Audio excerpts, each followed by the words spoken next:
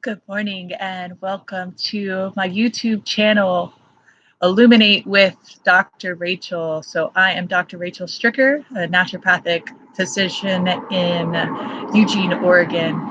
And the purpose of this channel is to shed light on all your health and wellness questions.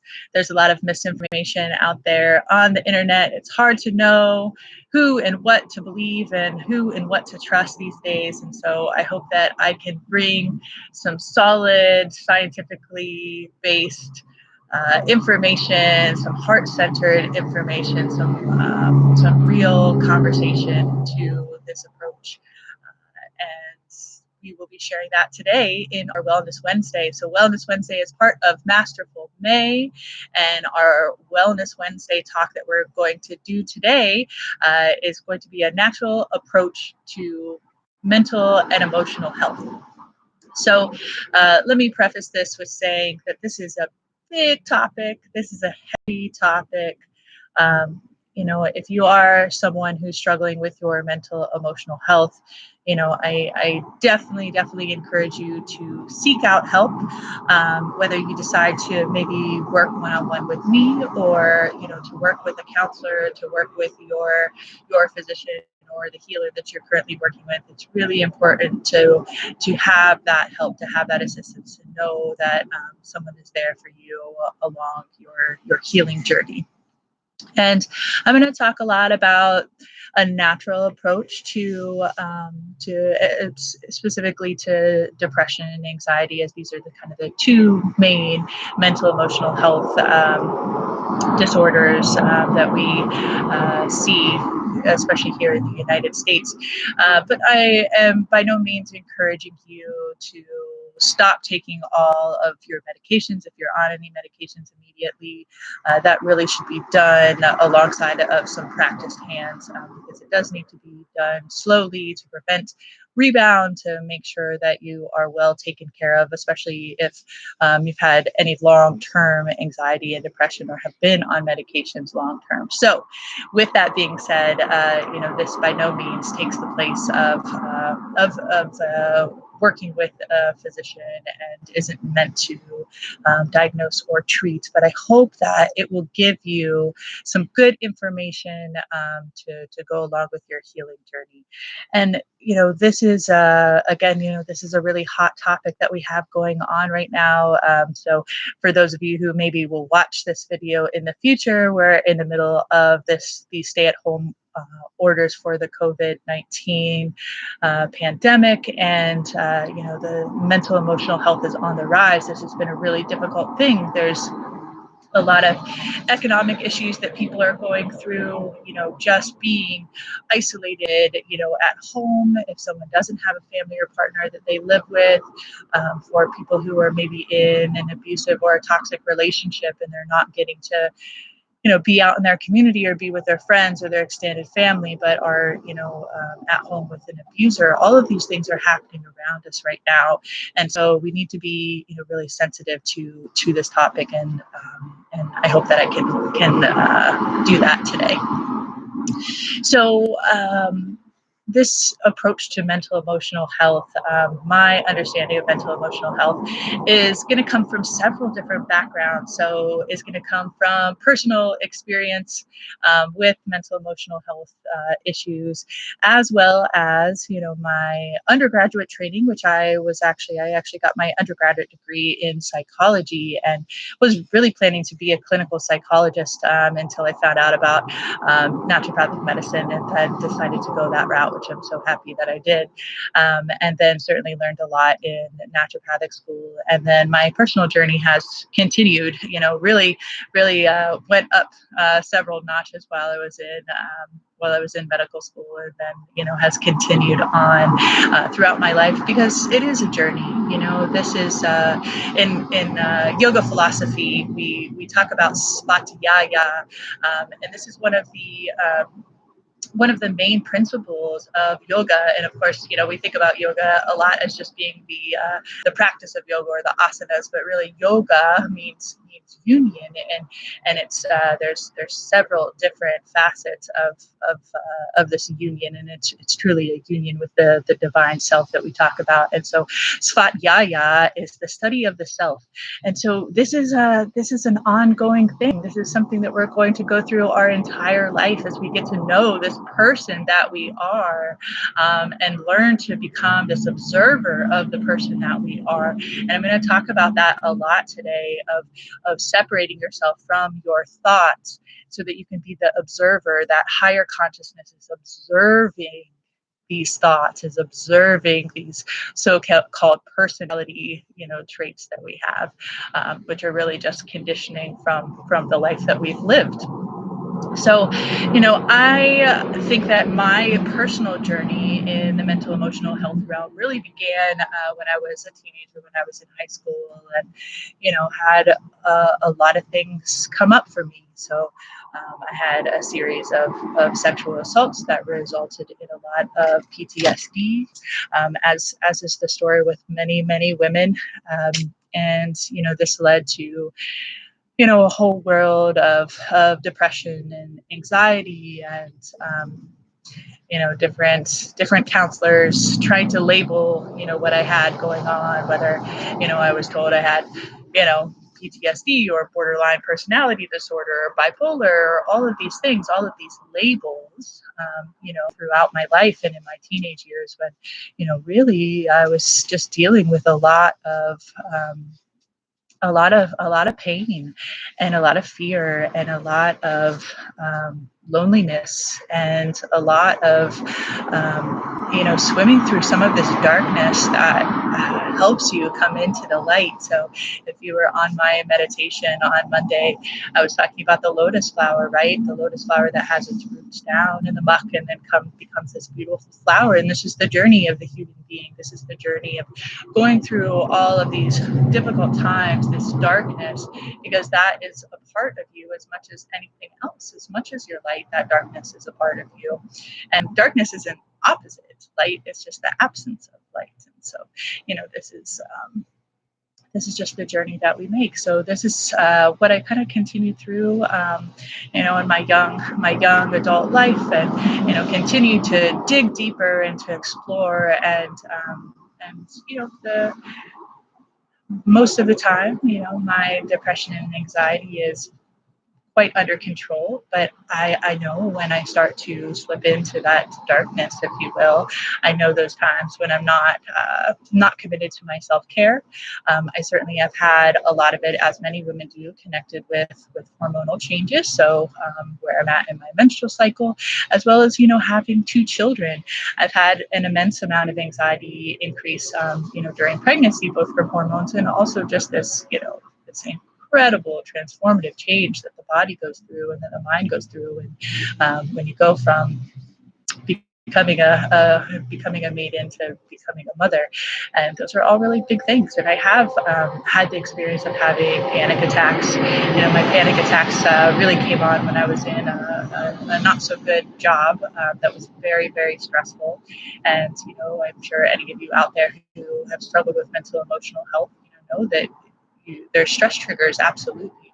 There's times when you're not taking care of yourself, when you're not sleeping enough, when maybe you're being overindulgent in your diet, when maybe you're succumbing to more drug and alcohol use. All of those things can spiral us into those more difficult aspects of anxiety and depression. So, throughout this talk, I want to talk about some things that have worked really well for me, that have worked really well for patients, and give you a little background about what's going on in that brain of yours. So we'll continue on for here. So I'm going to talk a little bit about the neurotransmitters. So we have a whole bunch of neurotransmitters in our body. And these neurotransmitters are truly just like they're messengers, they're chemical messengers. And so they're part of the signaling process that happens in the nervous system.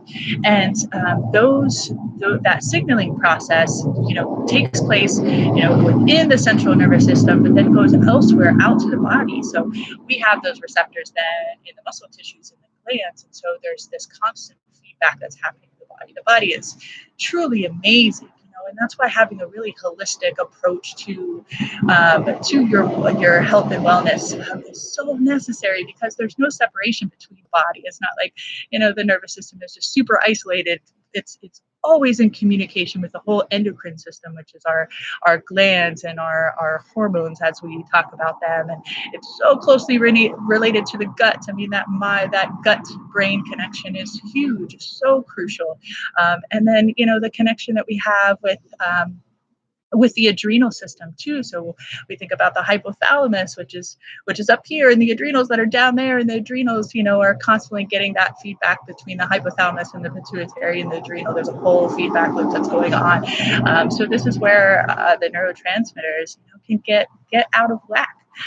So I really love to test neurotransmitters in patients, especially in patients who have had long-term depression and anxiety, maybe who have been on medications that haven't necessarily worked very well, or have been on medications and they've had a lot of side effects, or have tried to do a lot of different treatments that haven't really worked.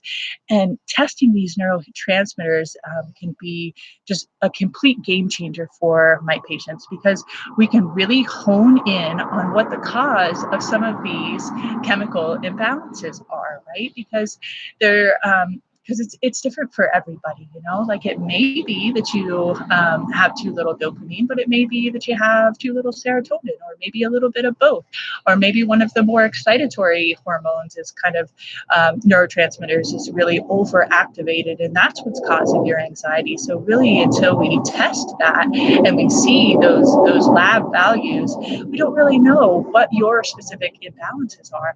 And this information then becomes invaluable, because we can know exactly what we need to treat, whether, you are taking a more pharmaceutical approach and you're like, okay, my serotonin is, low. Let's be on an SSRI to increase that serotonin circulation, or keep the serotonin in circulation is really what it does. Or if you're having that natural approach and we're like, okay, we're going to do some 5-HTP, because serotonin is what we're really trying to target. So we have that information. And the neurotransmitter test, it's really simple. It's just a urine test. So the urine test is looking at the metabolites, but is it's a good representation of what the total body circulation of those neurotransmitters are. So, if that's something that you might be interested in, please reach out to me after you see this video, and I can talk to you a little bit more about what working with me entails, and if maybe doing a neurotransmitter test is right for you. And let's talk about a couple of the neurotransmitters specifically too. So I've kind of already mentioned a few of them. So dopamine is a really interesting neurotransmitter. And so dopamine, it certainly contributes to what we experience as happiness and fulfillment. But dopamine is really closely related with addictive behaviors too. And this, all of these neurotransmitters have been really well studied, really well researched. And these addictive behaviors that come in with dopamine are really interesting. And repetitive behaviors is something that really releases dopamine. And so whether it's the repetitive behavior of actually a drug addiction, or even something like gambling, or, hate to say it, but the constant scrolling that we do on our phones, we actually get, a charge up of dopamine from doing that. So it keeps us stuck in those patterns. And so dopamine, really just needs to be treated very carefully and understood in that way, because that is certainly a key to understanding, especially our addictive behaviors. And addictive behaviors can be so many more things than what I just mentioned too. These are also like habitual behaviors that we do. So, those habits, those bad habits that we may have, and being able to break out of these behavioral cycles, these behavioral patterns that we make are all, dopamine comes into play highly with that too. Serotonin, I've mentioned already, and serotonin is very important too. This is, again, one of those kind of feel-good neurotransmitters, and a lot of our antidepressive medications that we have are specifically for, like I said, increasing the serotonin circulation. So basically, you dump less serotonin, you keep it in circulation longer. But there's natural approaches that we can have to taking care of that serotonin too. And the serotonin pathway is a really interesting one that I want to just mention really quickly. So we think about tryptophan being on kind of the front end of that. And tryptophan is a amino acid. And if you've heard that word before, it's probably been in reference to turkey on Thanksgiving, because there's a lot of tryptophan in turkey. And they say that that's why you get tired after eating a lot of turkey on Thanksgiving. But tryptophan is that one right there. And then our 5-HTP is kind of in the middle. And 5-HTP is a supplement that I often will give to patients for helping with increasing serotonin, for helping with for depression as well as anxiety and as well as sleep. And then on the other end of that, down at the very end of that biochemical pathway, we actually have melatonin. And I'm sure you've probably heard the word melatonin before. A lot of people take melatonin for sleep.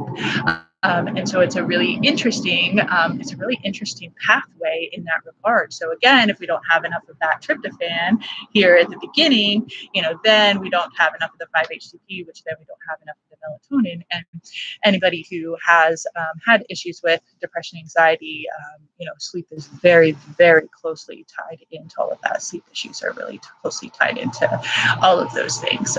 So that's a really important one to understand too. GABA is another one that I want to talk about. So GABA is one of the more calming, grounding sort of neurotransmitters. Also very important in memory and in making neural connections. So GABA, sometimes there can be too much GABA, especially in people who have depression, especially like a depression that makes it really hard to motivate and get things done. And then there can also be too little GABA in people who have anxiety. So GABA is one that I like to use a little bit of caution with, and feel a lot of people do have a mixed anxiety and depression. So you have to really know if GABA is the right the right treatment plan for those particular things, because too much GABA can make people have more of the depression, even though it might be helping the anxiety. So you have to find that nice balance. So again, this is where having the testing of neurotransmitters coming into play makes a big difference, because we can see if truly you are deficient in GABA or not. Let's see. I think, another one that I want to just talk about, the other neurotransmitters I want to just briefly talk about is epinephrine and norepinephrine. So we think about these neurotransmitters as they have that close connection again with the adrenals and with our cortisol release, and this is a lot about what we talk about with the fight or flight, which definitely has to do with our stressors. And fight, flight, or freeze is really even better aspect of it. And so this is what we do in stressful situations. And so having stressful situations is just part of our human existence too. But what we're really meant to have is, the spike of this acute stress that we, release these stress hormones, and then, that stress goes away. So this is we use the example often of running from a tiger. And so, if you have to run from a tiger, you want to be able to have that more acute vision, that strength and that blood flow to your muscles, so that you can run as fast as you possibly can, or you can prepare yourself to be able to fight if you have to fight that tiger, right? But what we see in our modern society is that we have these kind of low levels of chronic stress throughout our life. So instead of having these spikes and recovers, we're just kind of somewhere in the midline, always having those stress hormones there. And so this is when things we talk about, the adrenal burnout, which is really just that you've been in this state of chronic stress and that the body's really having a difficult time recovering from it. There's some interesting information too, that actually our perceived stress is much more potent physiologically, so has a much stronger effect on the body than the stressor itself. So this is where things like stress management really come into play, because there are going to be stressors in your life, but the way that you perceive your stress is actually what really affects your body. So if you have this, you always are worried, you always are stressed out, you always have all of these thought patterns going on, your body's going to have a much more negative effect physiologically than someone who is homeless living in the streets in India, and has seen his whole family been murdered. It's just like we see those different levels of stress, but like that person's perceived stress is much different than the perceived stress that many of us in the United States have. And I hope that makes sense to you. And so this is why the stress management aspects can come into play, which I'm going to explore in just a few more minutes. So, of course, we're on the live feed. So if you have any questions with anything that I'm talking about, please feel free to ask questions. I am here to answer your questions. I'm going to talk a little more specifically about anxiety and depression. And so several years ago, I put together this handout. I was working in a clinic that we are primarily serving lower income patients on the Oregon health plan. And so that was primarily the patients that we were seeing. And there's a huge mental emotional component with people who are in lower socioeconomic status. We see that all along the way. And so I was seeing a tremendous amount of mental emotional health, and this was, of course, the job that I was really stressed out and really overworked at as well. And so I made this handout so that I could kind of have this general thing that I could give to patients, while they were maybe waiting to get in with our counselor or whatever it may be. And I kind of put together, not only from a more clinical standpoint, but also just like experience from that clinical standpoint of just like the things that I hear people see over and over, or these patterns that I see over and over, are also things that have been true for me. So there's a very simplified version of anxiety and depression, that anxiety is when you're living in the future, and depression is when you're living in the past, and that you really have to work to be in the present moment.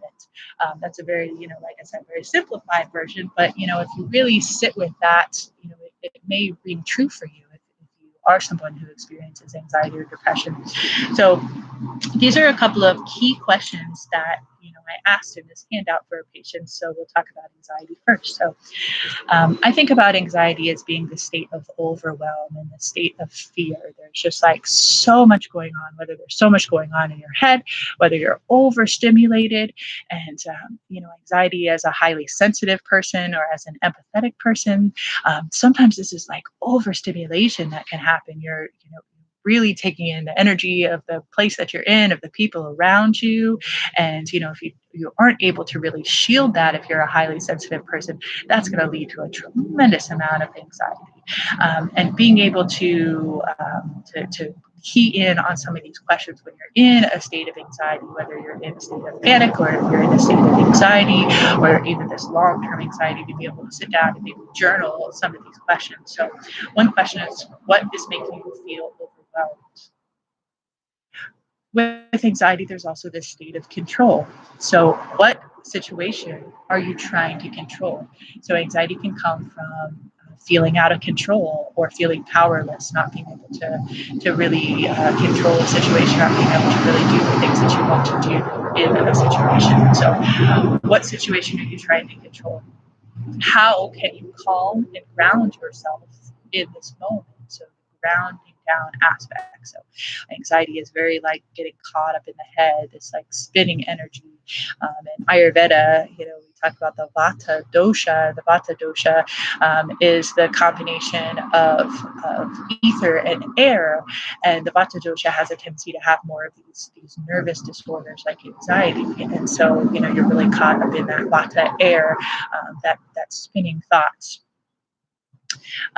What can you give up or change in this situation that's making you feel anxious? And then deepening and lengthening the breath. So, of course, in a state of panic, in a state of anxiety, we find that there's almost like a hyperventilation going on. So, really short and shallow breaths focus much more on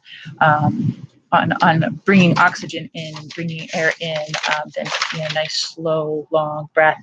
So I've actually, even with some patients, taught this rescue breath. The rescue breath is a 4-count inhale and then an 8-count exhale.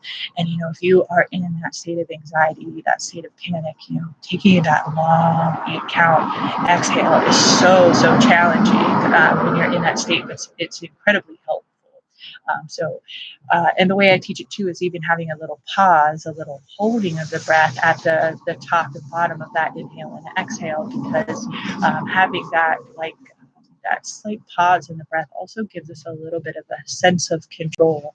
And the breath is so interesting because we get this direct feedback into the nervous system. And there's been this even really interesting study that shows, that we watch people when they're in this state of panic or anxiety, the breath that they have. And then if you tell someone who's not in a state of anxiety or panic to breathe in that same way, they report feeling more anxious. So this is like a feedback loop that goes both ways into the nervous system. So when you breathe like that, you're actually feeding back into the nervous system. I'm not okay. I'm feeling really anxious in this moment. But if you can lengthen and slow that breath down, then you're able to give that feedback back into the nervous system. Things are okay. We can take a moment just to sit back and evaluate for a little bit. Okay, let's talk about the questions that go along with the depression. So, as I mentioned, depression is oftentimes, living in the past or dwelling on the past. And so a question is, what is making you feel stuck? So can be, I'm feeling really sad, I'm feeling really depressed in this moment, or again, I'm dealing with a chronic, a long-term depression, and what is it in my life that's making me feel stuck? Are you dwelling on the past, like the way that things used to be, the way that you used to be, the way that you used to feel, the things that you miss? Is this an aspect of grief? And grief is huge when it comes to depression. And I'm not just talking about the grief of the loss of a loved one or a pet. That certainly can lead to more depression too. But grief can be any kind of loss at all. The loss of a job, it can be the loss of like some aspect of yourself. Like, oh, I used to be so fun to be around. I used to have a lot of friends. I used to love myself. I used to be skinnier. I used to be the star of my basketball team. There's an aspect of grief that goes along with that loss, especially if you're really, clinging on to the way that things used to be. And, there's a lot of grief. We're going through a collective grief right now as we go through this pandemic, because the world as we know it has completely changed. For those of us who are touchy-feely and love to hug, there's a grief and not getting to be around your friends and to hug people and to have that human connection. And there's a lot of uncertainty, which certainly leads to more of that anxiety too, because we don't know what's going to happen. We don't really know what's going on. We don't really know what's going to happen from here. We don't know if the world is going to be completely changed, and if we're going to like that world that we are going to be forced to live in. There's a lot of that going on, that collective grief. So starting to pull down those veils that we put up, even within ourselves. We get overwhelmed with, the state of the world. Our human brain can only take in so much things. We can only take in so much pain and stimulation. It's hard coming out of that sometimes. How can you find peace and gratitude in your present moment? This practice of gratitude, I'm sure you've heard encouragement. Oh, just practice more gratitude, more be grateful every day, count your blessings. It's maybe easier said than done sometimes, and maybe it seems oversimplistic, but it is powerful. It is powerful. I'm a firm believer in, our thoughts really, create our experience. And so, what we're thinking, is what we're putting out into the world. And so, despite our situation, despite our economic situation, despite, our stressors, despite anything else, if we can still have this attitude of gratitude, of feeling grateful for this physical body, for this powerful mind, for this divine consciousness, for our family, for this earth, whatever it may be. And all of those things, if you can really have some amazement and some wonderment of the world around you, you're going to be in a much better place mentally and emotionally. And there's many aspects of gratitude. We think about appreciation, optimism, kindness and compassion, of course, too. Nurturing our relationships, forgiveness. Forgiveness is a huge one, too. I really invite you to do some explorations if there's a situation or a person that you are hanging on to that you haven't forgiven, because the truth is, with some of those toxic relationships from the past, if you're still like thinking about that person, you're angry or you're hurt or you've got like hatred, like that energy that you're creating is still holding on to that person. You still have that connection to that person, because your thoughts are connected to that person. And if you can really come into a state of forgiveness and be able to let that go, you're going to be so much better off. And that aspect of forgiveness, one of the biggest aspects of forgiveness is also forgiving yourself for the behaviors that you had in the past, of the actions that you did in the past, and really recognizing your role in those toxic relationships too. It's very easy to blame somebody else for everything that you have going on, but you have to take some ownership for all of that too, and you have to recognize your role in it, and be able to come into a state of forgiveness. One of the most powerful practices for forgiveness is the Ho'oponopono. So this is an ancient Hawaiian mantra for forgiveness, and it's really simple, and it's truly just I love you, thank you, please forgive me, and oh my goodness, am I going to forget the last one? I love you, thank you, please forgive me. Oh, it'll come back to me. I'm so sorry. You can look up the Ho'oponopono though, but there's these four expressions that you say, to this other person, and you can do this in meditation, and also again to yourself. And those can be really hard. Those can be really hard words to say to someone who you feel has wronged you.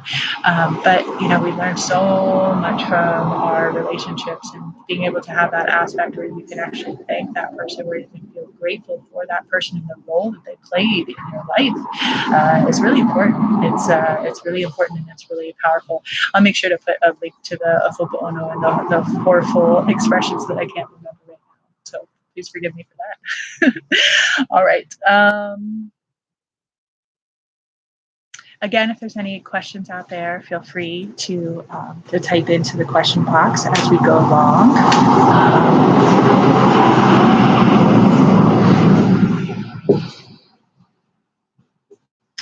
Okay, I'm going to talk now about some of my approaches to balance mental emotional health. And again, there's a whole series of things that you can take. And I try to be really careful with this. I mean, it's not like I don't, prescribe herbs and supplements and things to my patients, because I absolutely do. We use those to help bring things into balance. But you have to use some caution in that, even as a natural provider. And I'm going to share this with you too, as someone who, if you're watching this video, you probably have an interest in natural health. And what you want to really try to avoid is, okay, so you can say, oh, I don't take any pharmaceuticals. I don't, take anything like that in my body. But, if you're you're just taking a bunch of supplements. I mean, there's been so many patients that I've had come in and, they're taking, 20, 30, some ridiculous amount of supplements. That's honestly, it's not very good for your body. It's a lot of stress on, your gut. It's a lot of stress on your liver to handle all of those things. And and it's excessive. What my goal with people all the time is that, maybe they're on medications and we're working to wean off of them. And so we're going to start weaning off of those medications. And maybe we're going to start increasing and using some supplements for a period of time to help rebalance things. But then what I really want to do is get people weaned off of those supplements as well and not have to be on those supplements. So once the body gets back into balance, and that's really the way that supplements should be used, is that, you're using them for a period of time to help with the rebalancing of whatever is out of balance, such as the neurotransmitters. And I love using neurotransmitters for balancing the mental emotional health. And it's great to be able to use those neurotransmitters to know what's out of balance, right? Because that's treating the cause. That's what we really want to do, is treat the cause. And so whether the cause is because the neurotransmitters are out of balance, or whether the cause is because, you haven't forgiven your mother for the way that she raised you, or for neglecting you when you were a child, or haven't forgiven a lover who hurt you very deeply emotionally. Whatever those things are, whatever that cause is, we have to find that cause and treat that cause, and then everything else will just naturally fall into place. So, don't get into the habit of taking, too many supplements or feeling like you have to be on them for a lifetime. Let them help you to get back into balance, and then find other ways. And those other ways are really wonderful, effective treatments to mental and emotional health too. So, exercise is huge in this. And I always tell my patients, there's no exercise that's going to work for everybody. Of course, we know there's certain types of metabolic exercises or high intensity interval exercises that are best if you're trying to lose weight, or maybe if you have joint issues, you want to avoid those varying exercises to be a little more gentle on the joints. Or if you're trying to prevent osteoporosis, then you want to make sure to have those weight bearing exercises. So that's there are many different aspects that go into that. But the thing that I tell most patients is just find something that you like to do. Because if it's just another thing that you have to do, you're like, oh, geez, I got to exercise because my doctor says that I should, or I've got to take care of my body, or I've got to take care of my heart, and you don't really enjoy doing it, then you're not going to get benefit from it. It's going to become a stressor, and it's going to have a negative effect on you. And that's the truth. So you have to find something that you like. Yoga can be a great choice. Yoga is great because it's not just, the physical body movement, but you also get the breath work. You also get the meditation. You get that mind-body connection, which is super powerful. So I love that. I also, tend to love any type of exercise that gets you outside. So spending time in nature in and of itself is incredibly healing for mental, emotional health. So there's something called the art of forest bathing, and just being able to go into a forest and just, be with the plants and be with the trees, and to have that healing experience. So anytime that you can spend time outside, you can get your feet on the earth, some fresh air, some sunshine. All of those things are incredibly potent and incredibly great for mental emotional health specifically. But again, just find the exercise that you enjoy. Taking walks with your dog. Maybe you only like to do it for 15 minutes. Great, just work hard for 15 minutes, and it's going to have benefit for you. Just do something high intensity for 15 minutes.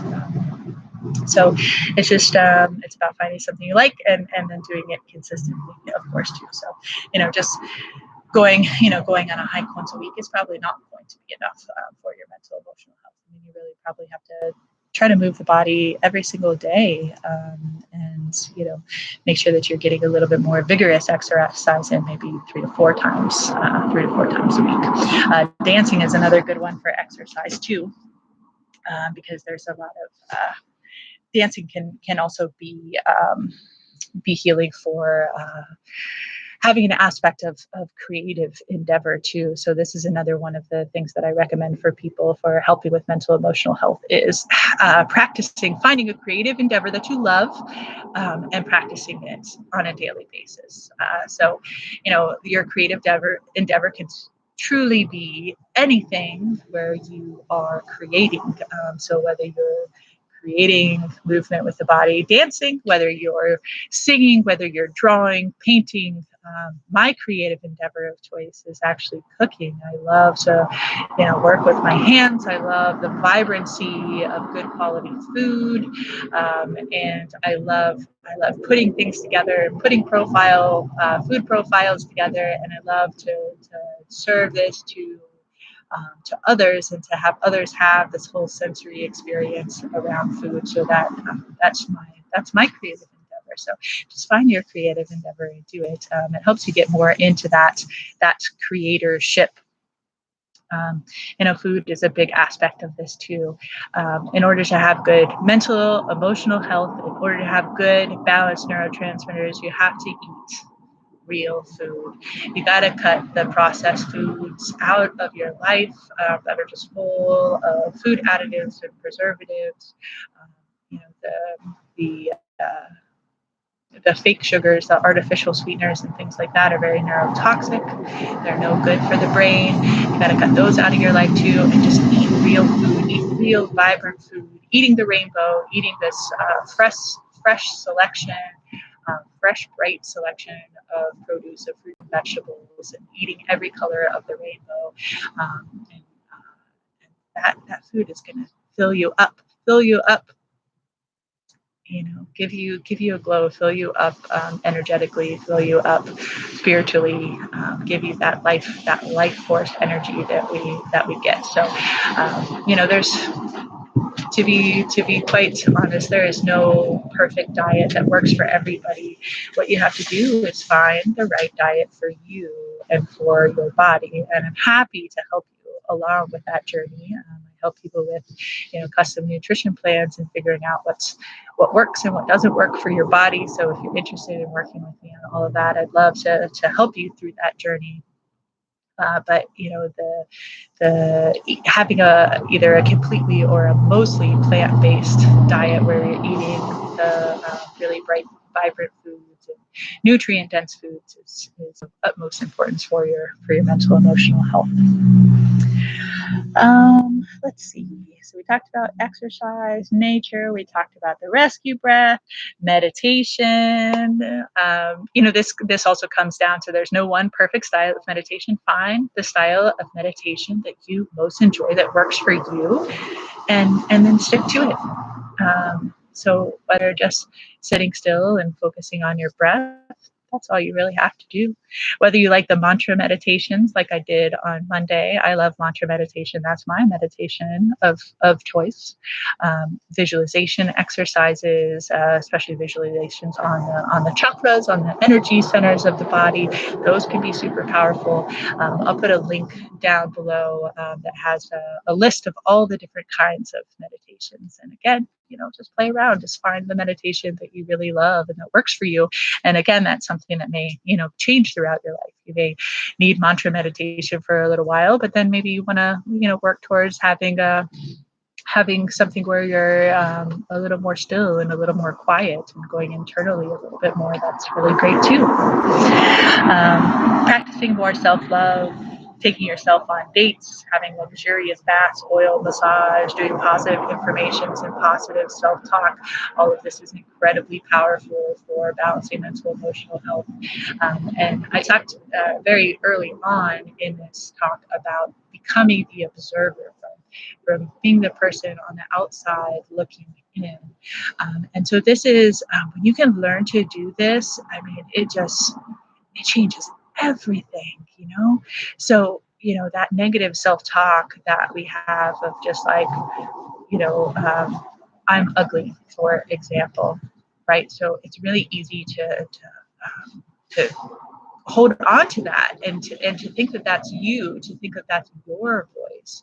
But truly, that voice is probably coming from aspects of conditioning throughout your life. So, whether, you had a peer or a family member, tell you were ugly when you were a child, or, just from dealing with the world around us that, the media has created these standards of what's beautiful, and you don't fit into that standard, so you must be ugly.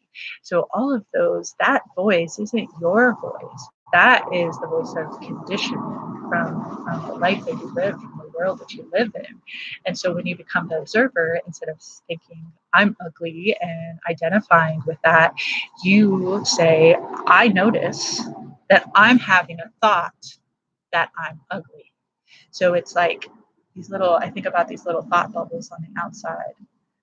I notice that I'm having a thought that I'm ugly, or whatever that negative self-talk may be. Because you, the real you, is this infinite consciousness, right?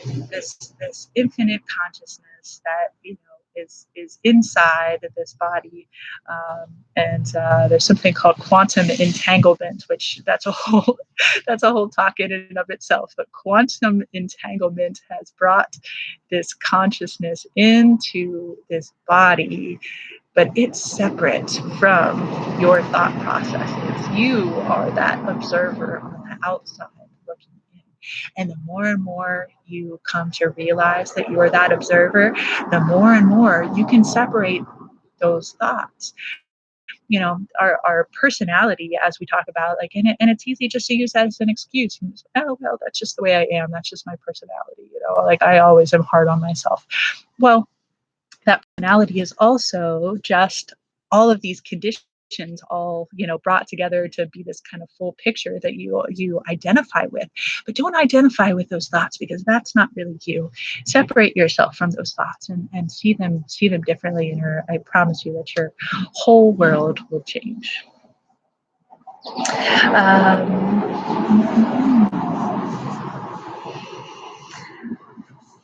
I'm going to just talk about a couple of, just to wrap things up, I'm going to talk about just a couple of natural treatments. So these are more things that you can take that I think are really wonderful. So first, I'll give a little list of the nervine herbs. So the nervine herbs work, of course, with the nervous system, and are helpful for balancing neurotransmitters as well.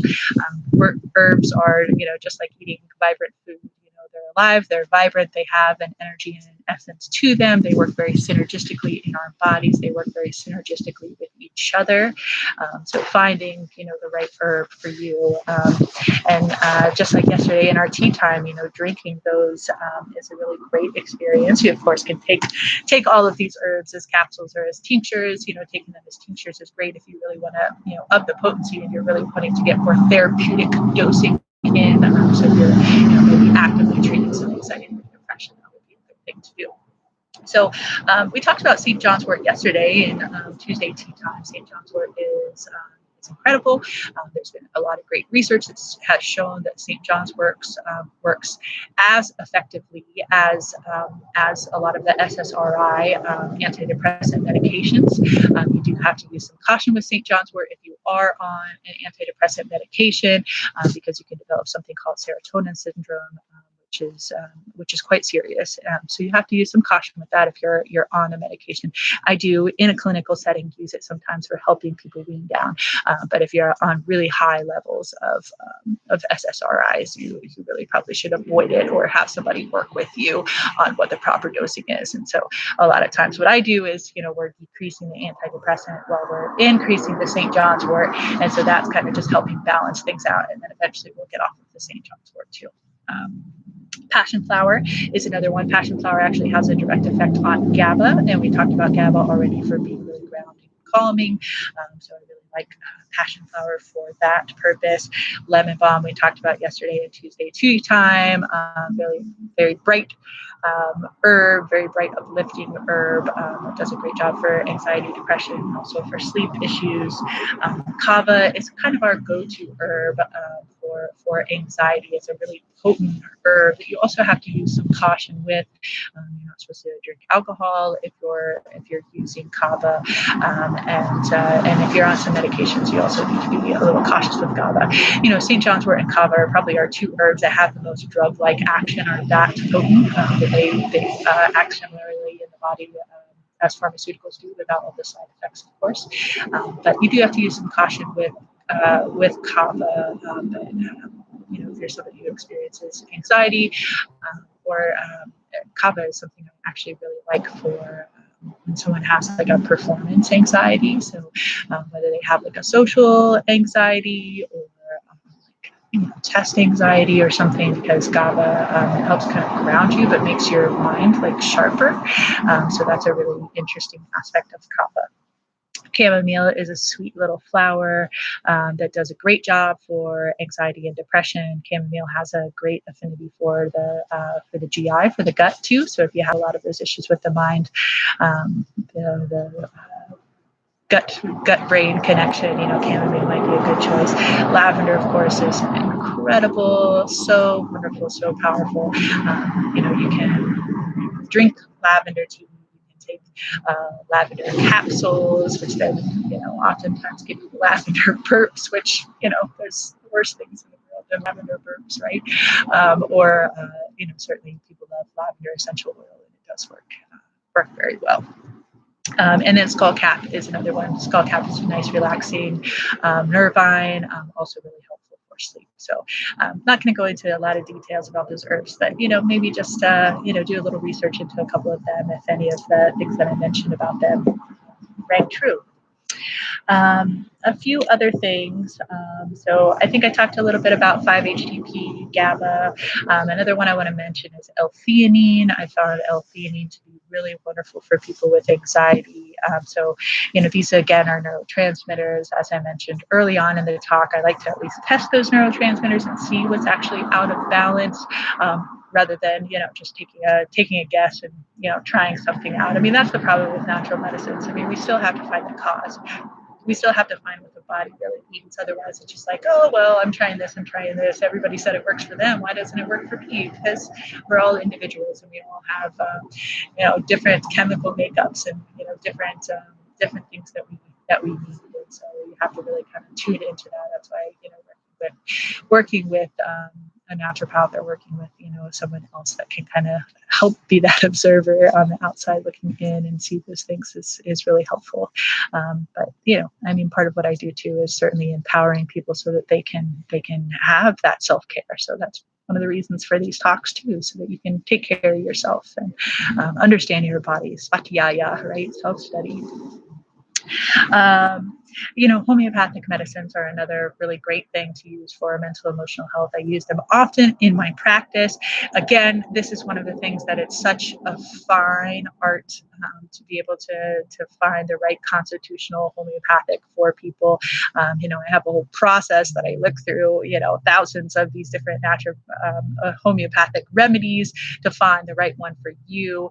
And it's such an art. It's so challenging to find the right one for people. And so, I love to use homeopathics, but, you have to fine tune that. And sometimes I get it right the first time. Sometimes we have to try one out and, it didn't seem to have the effect that we were looking for. And we've got to try another one. And it takes a little time sometimes to find somebody's constitutional, and you have to kind of play with the potencies a little bit and know when to change and know when to stay. And so, that's a whole process, but, when you can find the right homeopathic, it's transformative, truly.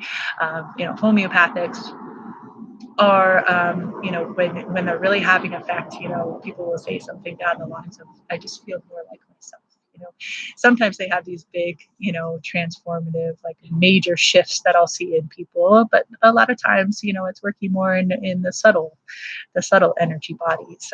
But, it's a great process for healing. Now, with that being said, I think that the homeopathic, constitutional homeopathic that I end up working with the most in depression is oftentimes Natrum muraticum, which is the salt remedy. So there's this old biblical story about this pillar of salt, and that, and I'm sorry, I'm not remembering the whole story right, but it has something to do with that. This person, they just couldn't walk away from what they were seeing behind them, and it ended up being their downfall, because they couldn't stop looking behind them. They couldn't stop looking at like what happened before, and be able to move forward. And as I mentioned with depression, a lot of times that is that living in the past, the just being overly focused on things that have happened in the past, dwelling on these like past failed relationships, on these things that we had done wrong in our life. So NAPMR can be really powerful and really effective for that as well. Okay, friends, I think that, it's time to wrap things up. I hope that you enjoyed this talk. I hope that you achieved some new understanding, maybe about yourself, about your mental emotional health. This is a big topic, and I just barely scratched the surface. But I think that there was some take-home points throughout the talk that I hope will be helpful for you. And again, happy to answer any questions that you may have, to support you in any way that I can. I'll put a link to my website, and if you are interested in working one-on-one, I would be happy to work with you. If you're in my region, in Eugene, Oregon, we can work together. More locally, but I do offer telemedicine visits to anyone in the world. It just changes the dynamic, the relationship a little bit, because I can only practice medicine in the state of Oregon, but I can really serve as a counselor, as a coach, as a health and wellness coach to anybody in the world. Just use a little bit different language to support that, and then I certainly want you to have a medical provider on board if there is anything additional that we need to take care of. So please feel free to reach out to me if you are interested in learning a little bit more about what that looks like. At the end of this talk, I also want to just mention suicide and suicide prevention is a very serious and very real thing. And if you are ever in that place, please reach out for help. And one place that you can reach out for help is the Suicide Prevention Hotline. It is always available. There's always counselors available to talk. So if you ever get to that place, please call in for help. That number is 1-800-273-8255. Now, also, let's take care of our friends. So, if there's a friend that, pops into your head that, has had some struggles, or maybe hasn't had some struggles, or, someone who, that has been struggling with depression or suicide, please reach out to those friends, stay connected with them, provide them that suicide hotline number. Let's all take care of each other, because we all have a purpose here on this earth. And we have to fulfill those purposes, those dharmas, and going through these difficult aspects of life and of ourselves, and swimming through our darkness. It's just part of that flower, that lotus flower, and that light on the other side. Okay. So we'll be back here again tomorrow. Tomorrow is going to be a live cooking show. It's going to be so much fun. We're going to do a nutrient-dense porridge tomorrow morning. So I hope that you'll tune in for the live cooking show. Again, my creative endeavor. So I'm excited to share that with you. Okay, take care.